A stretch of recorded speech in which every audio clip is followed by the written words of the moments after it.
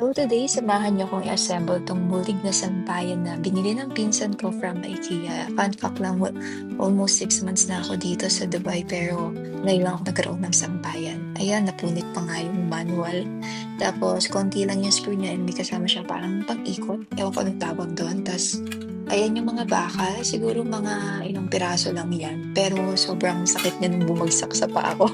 Ang tanga-tanga kasi naman. Tapos ayan na nga, in-assemble ko na yung upper part ng sampayan. And ito naman tayo ngayon sa paa ng sampayan. Nilagay ko muna yung pinakapaa niya, pero hindi pa yan stable kasi kailangan ilagay yan.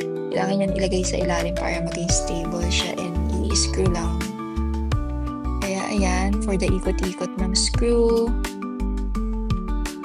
Ikot, ikot, ikot, ikot, ikot. Yan, mahigpit na. Tapos ito, may tinatry ako ilagay na screw kaso hindi ko siya malagay kasi wala akong screwdriver. Kaya ang trinay ko is pusher, yung palinis sa upo. Pero hindi ko rin talaga siya mailagay. So, I guess, hindi ko na talaga ilalagay kasi stable naman na siya. And ayan, almost done na. Actually, tapos na talaga yung paggawa ko ng sampayan. Yan, okay na to. Bye!